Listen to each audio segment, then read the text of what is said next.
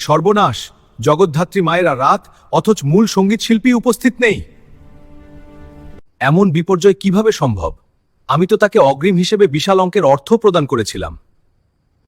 যদি ভক্তিমূলক সঙ্গীত বা ভজন না হয়, তবে মা রুষ্ট হবেন। আমার তো সামাজিক সম্মান আর ব্যবসার সৌভাগ্য সবই ধুলোয় মিশে যাবে। শিল্পপতি রুদ্রনারায়ণ চৌধুরী অত্যন্ত বিচলিত হয়ে পড়েছিলেন। উৎকণ্ঠায় তার হাত কাঁপছিল বলে ফোনের পর্দায় আঙুল স্থির হচ্ছিল না।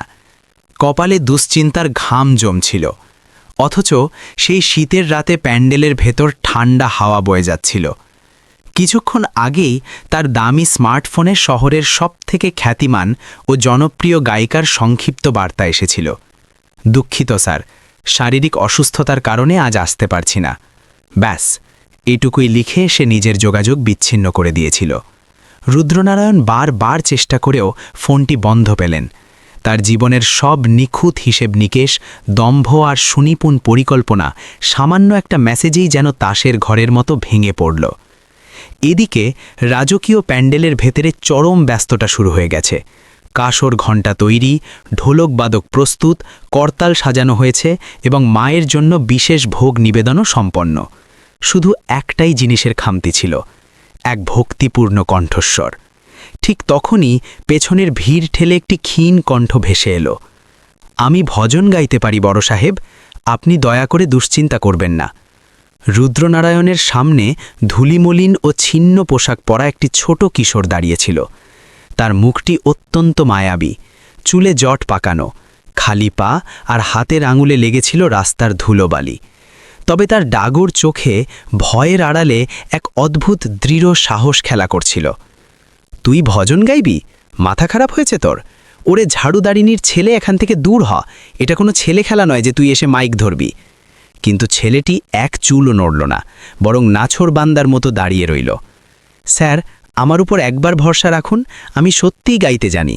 সেই ভিড়ের মধ্যে এক বয়োজ্যেষ্ঠ ব্যক্তি বলে উঠলেন, বেটা, ওকে একবার চেষ্টা করতে দাও তো। সোনা খোকা, তুই শুরু কর। লাল বসন পরিহিতা মা, যার কপালে সিঁদুরের টিপ ঝলমল করছে, যিনি সিংহের পিঠে চড়ে এসে ভক্তের সব বাধা হরণ করে নেন। এটি কোনো সাধারণ বা ছোটোখাটো অনুষ্ঠান ছিল না। শিল্পপতি রুদ্রনারায়ণ চৌধুরী তার একমাত্র পুত্রের আরোগ্য কামনায় এক বিশাল জাগরণের আয়োজন করেছিলেন। পুরো কলকাতার শিল্পমহল যেন এই নিয়েই মেতেছিল। চৌধুরী সাহেব এবারের জাগরণে কত প্রকাণ্ড মণ্ডপ সাজিয়েছেন। রক্তজবা আর গাঁদা ফুলের মালায় ঢাকা সেই মঞ্চ, পেছনে জগৎজননীর বিশাল প্রতিমা, যার মুকুটে দামি রত্নখচিত পাথর, হাতে দশপ্রহরণ, হাজার হাজার ঘৃতপ্রদীপ, চারপাশে ঝকঝকে আলোকসজ্জা আর ধূপ ধুনোর ম সুগন্ধ। শহরের প্রভাবশালী রাজনীতিবিদ, বড় ব্যবসায়ী আর তারকারা সবাই সেখানে আমন্ত্রিত ছিলেন। কেউ এসেছিলেন আভিজাত্যের প্রদর্শনী করতে, কেউ ব্যবসায়িক স্বার্থে সম্পর্ক মজবুত করতে, আবার কারও উদ্দেশ্য ছিল কেবল রাজকীয় প্রাসাদ আস্বাদন করা। মায়ের মৃন্ময়ী মূর্তিকে অপরূপ সাজে সাজানো হয়েছিল। দূরে শঙ্খ বাজছিল, সিংহাসনের পাদদেশে পুষ্পাঞ্জলি দেওয়া হয়ে গিয়েছিল। পুরোহিত মশাই আরতির প্রদীপ জ্বালাচ্ছিলেন। শুধু বাকি ছিল সেই ভজন, যা ছিল পুরো আধ্যাত্মিক রজনীর প্রাণ ভমরা। সেই গানের জন্যেই মূল গায়িকাকে মোটা অঙ্কের পারিশ্রমিক দেওয়া হয়েছিল। কিন্তু অনুষ্ঠান শুরুর মাত্র কয়েক মিনিট আগে সেই নামী গায়িকা আসার প্রস্তাব প্রত্যাখ্যান করে দিলেন। রুদ্রনারায়ণের পরিচিতজনেরা কানাকানি শুরু করল। বিশাল প্রতাপশালী মানুষ হয়েও একটা শিল্পী সামলাতে পারল না। এবার মা অবশ্যই অসন্তুষ্ট হবেন। লোকে আজকাল কেবল দেখানোর জন্যেই ভক্তি দেখায়। রুদ্রনারায়ণের বুক ফেটে কান্না আসছিল। তার মনে শুধু লোকলজ্জার ভয় ছিল না, ছিল এক অজানা অশুভ আতঙ্ক। যদি মায়ের আরাধনা গান ছাড়াই অসম্পূর্ণ থেকে যায়, তবে সেটা তার বংশের জন্যে বড় কলঙ্ক হবে। তিনি আর্তনাদ করে বললেন, এখন আমি কি করি? ভজন ছাড়া মায়ের আরাধনা কিভাবে সম্ভব? ঠিক সেই সংকটময় মুহূর্তেই আবার সেই ছোট ছেলেটির কণ্ঠ গর্জে উঠল, আমি ভজন গাইতে পারি সাহেব, আপনি বিশ্বাস হারাবেন না। ভিড়ের মাঝখান থেকে 10-11 বছরের সেই বালকটি ধীর পায়ে সামনে এগিয়ে এলো। মাটির ওপর হাঁটু ঘেরে বসে মঞ্চের নিচে সে করজোড়ে বলল, আঙ্কেল, আমি প্রতিদিন ভজন অনুশীলন করি। মন্দিরের আড়ালে, আমাদের বস্তিতে, এমনকি পাড়ার ছোটখাটো পুজোতেও গাই। আপনি যদি একবার সুযোগ দেন তবে আমি মা জননীর মহিমা বর্ণনা করতে পারি। বিশাল প্যান্ডেলের মানুষগুলো প্রথমে স্তব্ধ হয়ে তাকিয়ে রইল। তারপর চারদিক থেকে উপহাসের হাসি ছড়িয়ে পড়ল। আরে, এই পথশিশু আজ জাগরণ করবে? সারা রাত গাওয়ার ক্ষমতা আছে এর?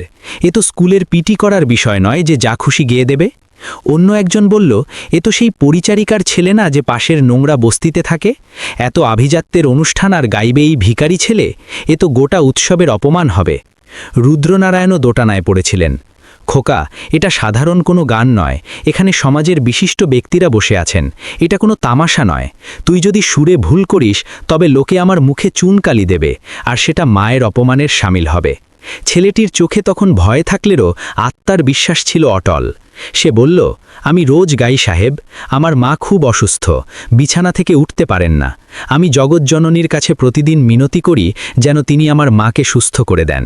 পথে ভজন গেয়েই আমি মায়ের ঔষধের টাকা জোগাড় করি। মা চাইলে তিনিই আজ আমার কণ্ঠে সুরের দেবী হয়ে বসবেন। এই কথা শুনে উপস্থিত অনেকের উপহাসের হাসি থেমে গেল। চারপাশে এক গভীর নিস্তব্ধতা নেমে গেল। হাতে আর কোনো বিকল্প পথ নেই, অন্য কোনো গায়িকার সাথে যোগাযোগ করার মতো সময়ও অবশিষ্ট নেই। 15 মিনিটের মধ্যে অনুষ্ঠান শুরু করতেই হবে। ভিআইপি অতিথিরা অধৈর্য হয়ে অপেক্ষা করছেন। রুদ্রনারায়ণ দীর্ঘ নিঃশ্বাস ফেলে হতাশার স্বরে বললেন, ঠিক আছে বেটা, যদি মায়ের এটাই বিধান হয় তবে তুই শুরু কর। একটি মাইক্রোফোন তুলে দেওয়া হলো ছেলেটির হাতে। ছোট ছোট জীর্ণ হাত দিয়ে সে মাইকটি আঁকড়ে ধরল। তার আঙুলের চামড়া ফেটে গিয়েছিল, নখের কোনায় ছিল ধুলোর আস্তরণ। যন্ত্রীদলের সাউন্ড ইঞ্জিনিয়ার অবজ্ঞার হাসি হেসে মাইকটি ছেলেটির উচ্চতা অনুযায়ী নিচু করে দিলেন। নিমন্ত্রিত অতিথিরা তখনও হাসাহাসি করছিল। দেখা যাক কি কেরামতি দেখায়। 1-2 মিনিটেই সুর হারিয়ে লেজ গুটিয়ে পালাবে। ঢোলকবাদক অনিচ্ছা সত্ত্বেও হাতের তাল মেলাচ্ছিলেন। হারমোনিয়ামবাদকও সুর তোলার আগে ছেলেটিকে করুণার চোখে পরখ করে নিচ্ছিলেন। কিন্তু ছেলেটি যখন চোখ বন্ধ করে প্রথম সুরের তান তুলল, মুহূর্তের মধ্যে যেন পুরো পরিবেশের স্পন্দন বদলে গেল।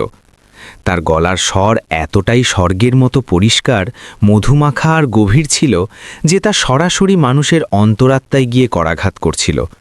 কোনো কৃত্রিম অলঙ্কার নেই, কোনো পেশাদারি কায়দা নেই, কেবল ছিল এক অবুঝ হৃদয়ের অকৃত্রিম আত্মসমর্পণ।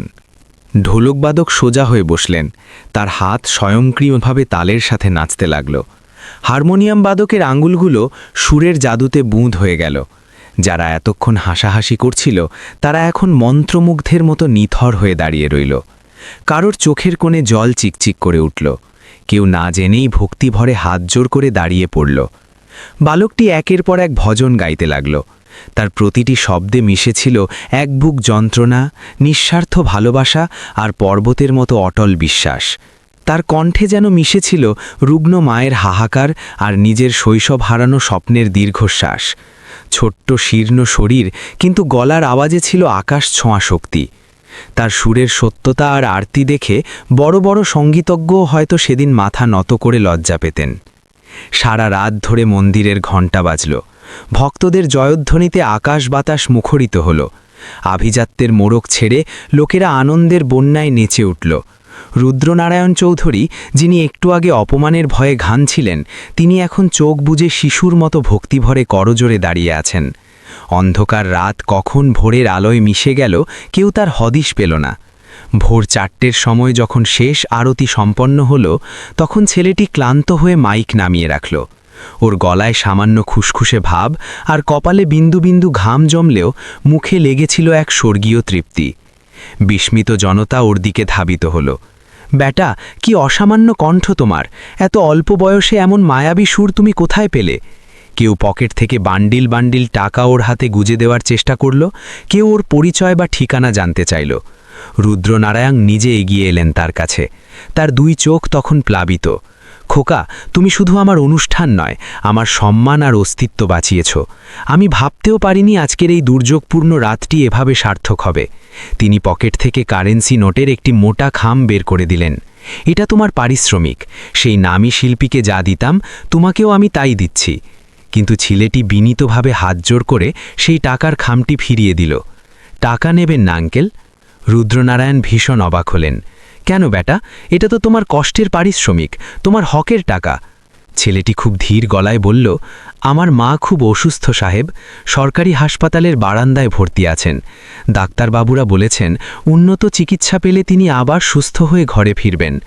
আপনি যদি আমাকে সত্যিই কিছু দিতে চান তবে দয়া করে এই টাকা দিয়ে আমার মায়ের চিকিৎসার ব্যবস্থা করুন। তিনি সুস্থ হয়ে গেলেই সেটা হবে আমার জীবনের সবথেকে বড় পুরস্কার। রুদ্রনারায়ণ স্তব্ধ হয়ে দাঁড়িয়ে রইলেন। তিনি ভাবছিলেন ছেলেটি হয়তো টাকার লোভে গাইতে এসেছে, কিন্তু এখানে তো দৃশ্যপট সম্পূর্ণ ভিন্ন।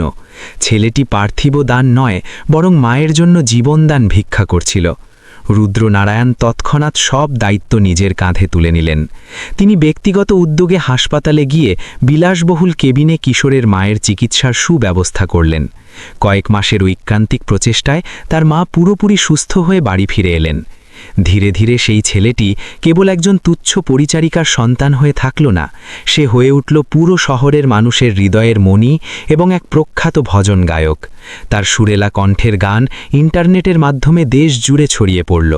কিন্তু সেই বিশেষ রাতে সে একটাই সত্য প্রমাণ করেছিল যে ঈশ্বরের প্রতি ভক্তি পোশাকের জৌলুস দিয়ে পরিমাপ করা যায় না, সুরের কারিগরি দিয়েও নয়, বরং হৃদয়ের গহীনের আকুলতা দিয়ে অনুভব করা যায়। যার অন্তরে সত্য আর অটল শ্রদ্ধা বিরাজ করে, জগৎজননী স্বয়ং তারই ডাক শোনেন।